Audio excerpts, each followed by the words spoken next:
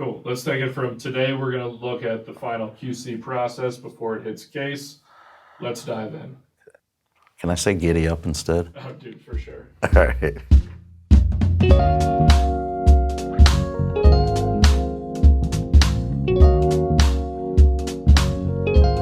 Hi, I'm Jeff Marolda. I'm the Quality Control Manager here at PRS Guitars. Today we're going to hit the final QC process before casing.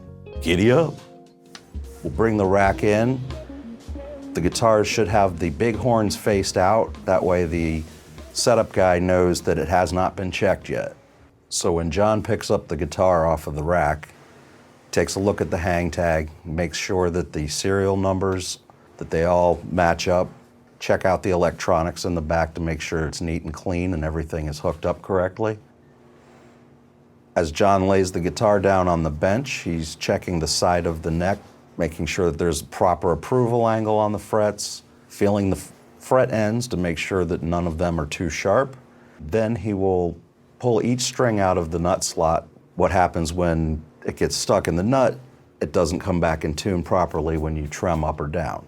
So we just make sure that everything moves properly through there. Also do a trem fit test to make sure that the bar fits snug. The next step would be to check the fit and function of the knobs. He'll turn the knobs, make sure that they're not wobbly. Also check the switch, make sure that every position engages properly. And then at this point, I'll move on to tuning the guitar up to pitch. Now John will put his headphones on. We have the headphones plugged into a mixer so he can get a flat signal. Again, he'll check to make sure that it's in tune, check through all the pickup positions, make sure that all the electronics are working correctly, that there's no noise when he works the switch. At this point, John will put a capo on the neck and check the relief. If everything there is good, then we'll measure the first fret from the bottom of the string to the top of the fret. Once he checks the first fret height, he moves down to the 12th fret height. After the 12th fret height, we check the pickup heights. Once that has all been looked at, the next thing would be to check the intonation on all 6 strings. Now at this point, we'll do a play check on the guitar, make sure it sounds good. Now when we play test the guitar, what he's listening for and trying to hear is playing in multiple positions on the guitar. Make sure there's a dead fret somewhere or anything weird in any position. Once he's done play checking it, at that point, it should be good to go, and he flips it over, signs the hang tag, puts it in the rack for the repair techs.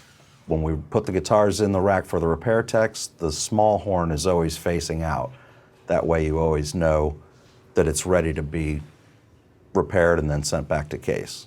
Here, Austin from Top Coat is asking me a question about a finish flaw.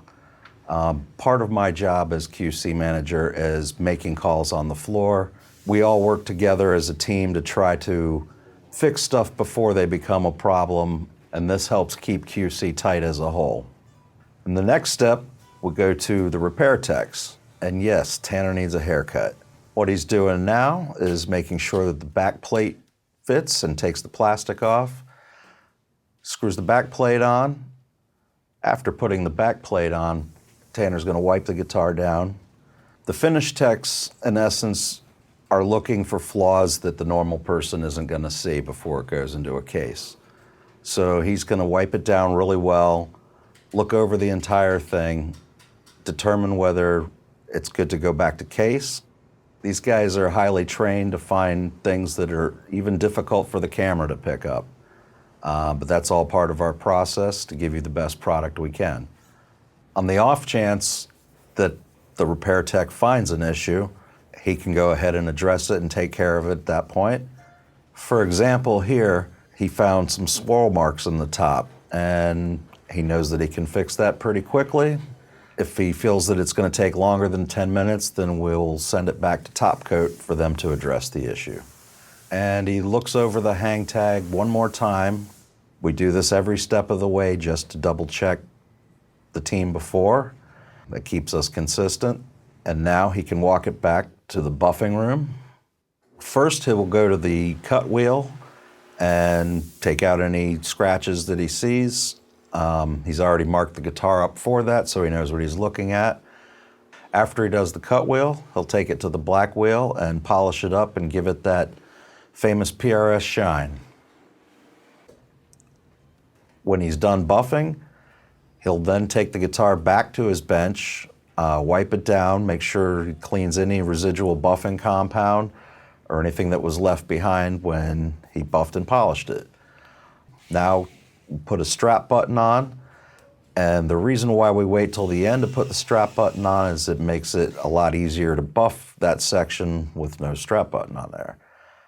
After he puts the strap button on and looks it over, walk it back to casing, put it in the rack with the small horn facing out. This way the casers know that it's been prepped and ready to go, and they'll take over from this point. This is the end of our final QC process. Thanks for joining us on another episode of From the Factory Floor. I'm Jeff Marolda. Thanks for joining us.